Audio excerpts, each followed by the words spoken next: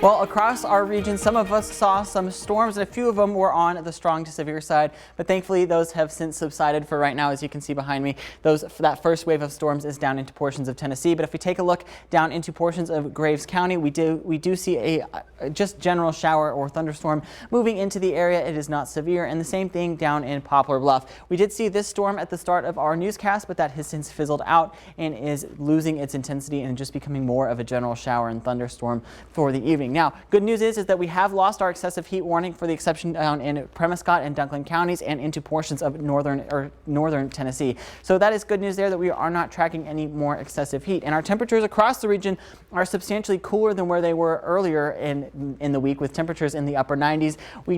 Temperatures right now are largely into the upper 70s and lower 80s for most of us, and our heat index is mostly feeling pretty similar to the actual air temperature across the region, with the exception of Kennett and Carmi at 90 and 95 respectively.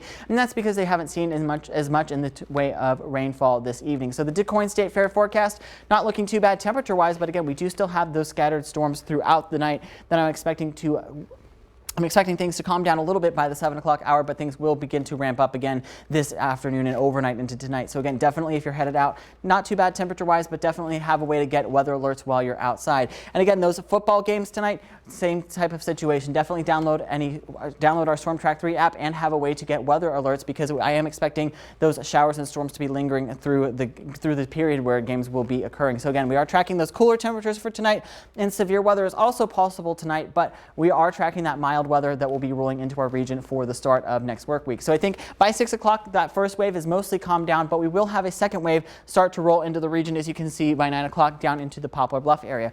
Now, since we've seen a lot of showers and storms down in this area, this round may not be severe as we initially were expecting it to be, but nonetheless, it is definitely something to watch and remain weather aware of tonight. So again, by 12 o'clock, it will be close to the Ohio and Mississippi rivers before it moves off towards the north into the Marion area by about 3 o'clock this morning, and then it will be clearing out by 8 o'clock as you're waking up tomorrow morning for your Sunday. Now, a few of those showers will be lingering for tomorrow, but I think we will quickly be drying out, and temperatures tomorrow will be much cooler even than where they were today, into those lower 80s and upper 70s for most of us. So again, not a bad evening for tomorrow, and but until then, we do still have that level 2 out of 5 severe weather risk down towards Cape Girardeau, southwestern Illinois, and then western Kentucky, and then a level 1 risk off further towards the east and towards the north. So again, for those of us here in Carbondale and Marion, we are included in that level 1 risk. So download that Storm Track 3 app for the latest weather information. But after these severe storms pass through, we will be expecting a change to our weather pattern with this high pressure system moving in towards the east,